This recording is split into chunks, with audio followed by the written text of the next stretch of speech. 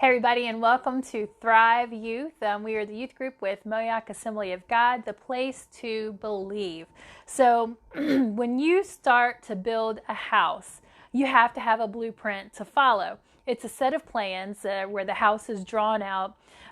It's a set of directions to follow, right? So it tells you what materials you're going to need, the dimensions to cut those materials. It tells you where the pipes are going to be laid, where the wiring is going to run. It tells you what room is where. It tells you everything you need to know about the construction of that home. Without those blueprints, the contractors and the workers that would be building that house would be at a total loss. So tonight, I'm going to give you the blueprints for the Christian life, and that is straight from the scripture. We're going to be looking in Colossians chapter 3. We're going to start with verse 1. And it says, "Since then, you have been raised with Christ. Set your hearts on things above, where Christ is, seated at the right hand of God. Set your minds on things above, not on earthly things. For you died, and your life is now hidden with Christ in God. When Christ, who is your life, appears, then you also will appear with him in glory." So the first thing we have to do, the first instruction we get, is to set your heart and your mind on things above. So when you accept that gift of salvation from Jesus, you take on a new identity.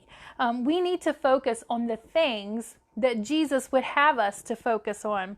Our focus should no longer be on the things of this world. So let's read on a little bit further, because the blueprint, the directions continue for us, okay? So picking up in verse 5, it says, "Put to death, therefore, whatever belongs to your earthly nature, sexual immorality, impurity, lust, evil desires, and greed, which is idolatry.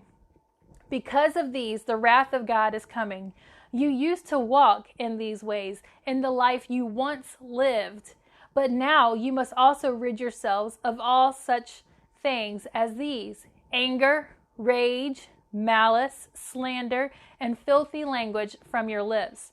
Do not lie to each other, since you have taken off your old self with its practices, and you have put on the new self, which is being renewed in knowledge in the image of its creator. Here there is no Gentile or Jew, circumcised or uncircumcised, barbarian, slave, or free, but Christ is all and is in all." So secondly, after we set our hearts and our minds to things above, the earth, the heavenly things, we need to put to death our earthly nature. What exactly does that mean for us? Well, he tells us, stop letting the lust of the earth, of your flesh, drive your behaviors and your thoughts. When you allow your flesh, your earthly nature, to pilot your life, you're going to fall into the traps of sexual immorality, greed, selfishness, anger, rage, and filthy language, right? So when these things have a place in your heart, they take over your thoughts. And when those thoughts start to take over, then your actions are soon to follow. So we need to put to death our earthly nature. Unfortunately, this isn't like a one and done kind of thing.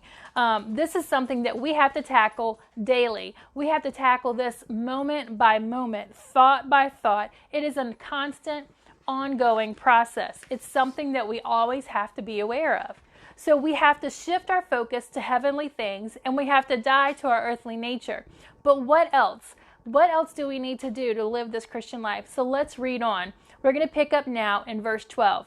It says, "Therefore, as God's chosen people," so now that you are a follower of Christ, now that you have committed to following him, you have committed to thinking on heavenly things and not the earthly things. You have committed to dying to your earthly desires. Now that you have been adopted into his family, you are a child of God. So let's continue. "So therefore, as God's chosen people, holy and dearly loved, clothe yourselves with compassion, kindness, humility, gentleness, and patience. Bear with each other and forgive one another. If any of you has a grievance against someone, forgive as the Lord forgave you. And over all these virtues, Put on love, which binds them together in perfect unity. So the third part of our blueprint, the third part of this plan that we have to follow is that we have to clothe ourselves with the characteristics of Jesus. That means that we just don't show compassion and kindness and humility and gentleness and patience. It means that we clothe ourselves with it. Look, there's a difference when you carry a jacket and when you put a jacket on, right? Have you ever carried a jacket just because you thought you might need it when you're out and about? You end up carrying it. You get tired of having to carry it. You might tie it around your waist. You may put it on, but you eventually take it right back off again. You probably end up setting it down because you're sick of holding on to it. And possibly you forget it along the way. You forget that you even brought it with you.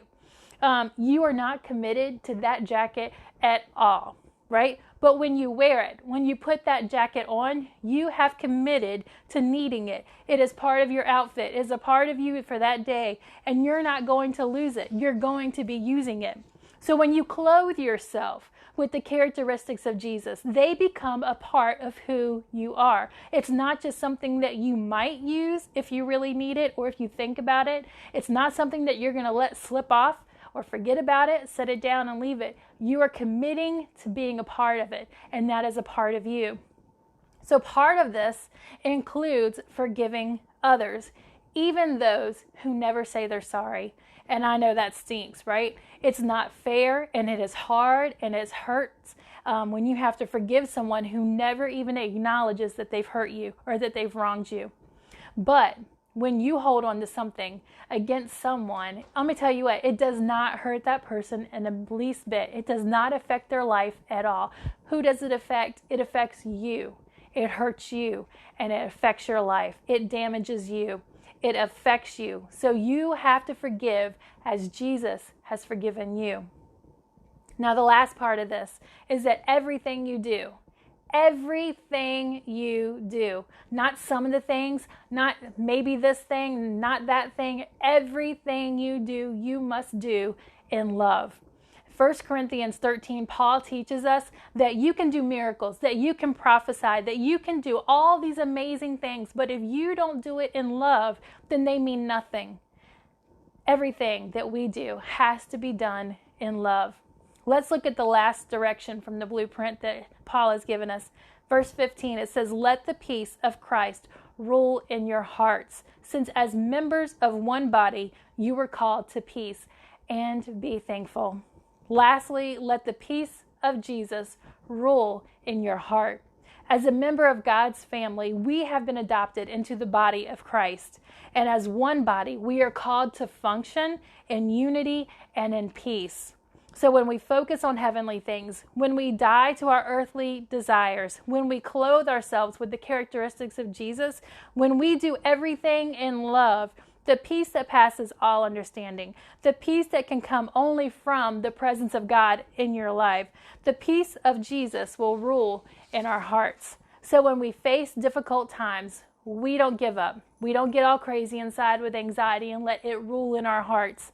When division rises up in the body of Christ and it tries to take over and split things up and cause a ruckus, we let the peace rule in our hearts and in the body. And the division that's trying to raise its ugly little head is going to get stomped out.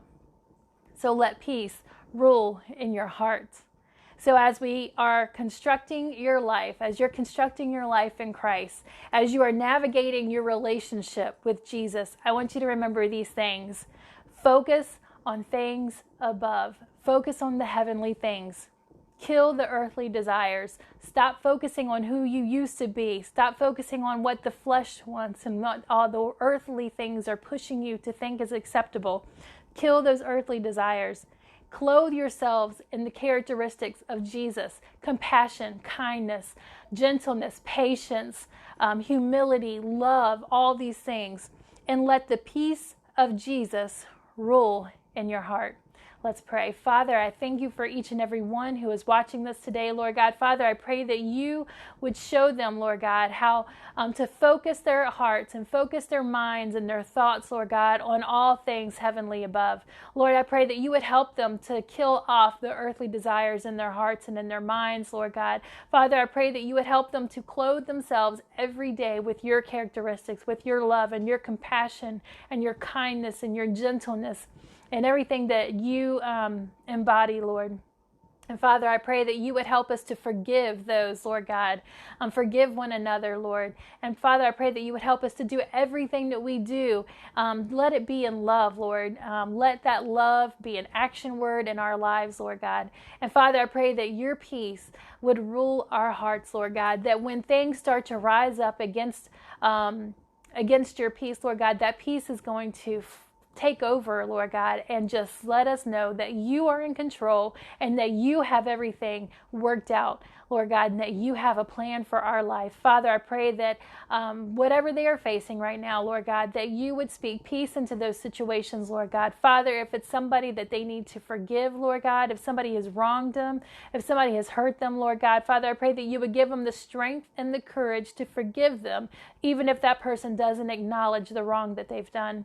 Lord, I pray that you would show them your love for them today, Lord God, that you would show them that no matter what it is that they have done, no matter what it is that they have,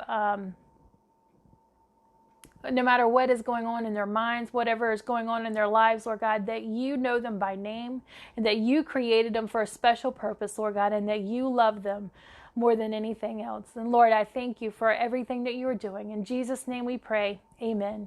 Hey, I hope you guys have a great day and tune in next week, Tuesday at 7 o'clock p.m. for another edition of Thrive Live and our talks online. You can also tune in on Wednesday nights at 7 o'clock p.m. and hear Pastor teach. You get some great words from him as well. And then on Sunday mornings at 10:30, we are meeting in person as well, but you can live stream as well also. So tune in at 10:30 or come in person. That's acceptable as also. But again, I'll see you guys Tuesday, 7 o'clock. Have a great day and enjoy the rest of your week. School's starting soon. Hope you're ready. Bye, guys. I cannot get Thrive.